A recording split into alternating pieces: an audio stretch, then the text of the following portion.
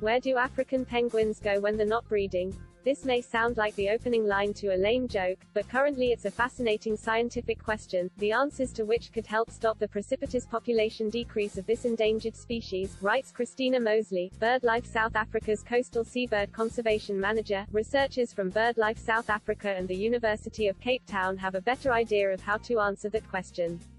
The Charl van der Merwe Trust and the Mohammed bin Zayed Conservation Fund have provided funds for 20 satellite trackers. The study, which is the first of its kind, tracked penguins using the small, waterproof satellite transmitters.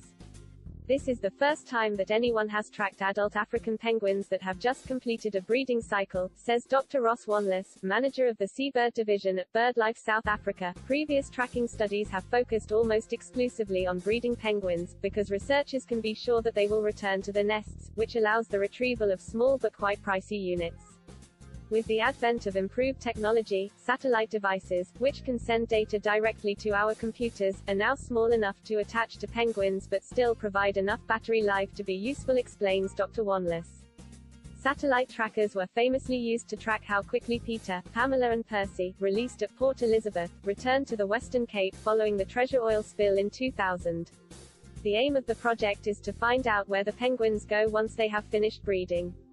This is a crucial period because they need to fatten up to survive 2 weeks of molt. During the molt, penguins stay on land, don't eat, and replace all the feathers. The lucky ones lose only half of the body weight.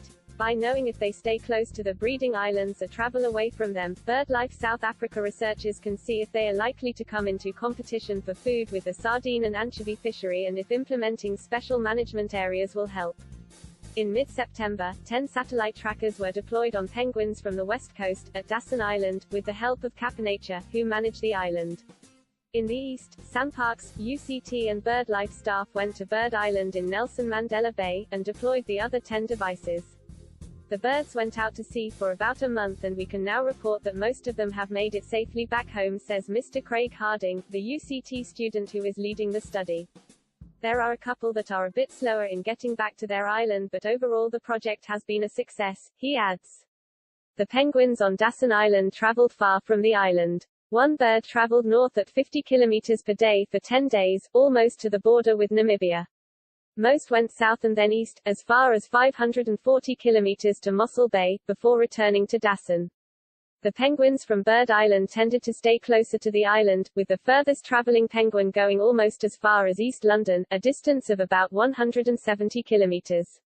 The team now have the tricky task of trying to recover the satellite transmitters so they can use them for further work, possibly to track penguins after they have finished molting.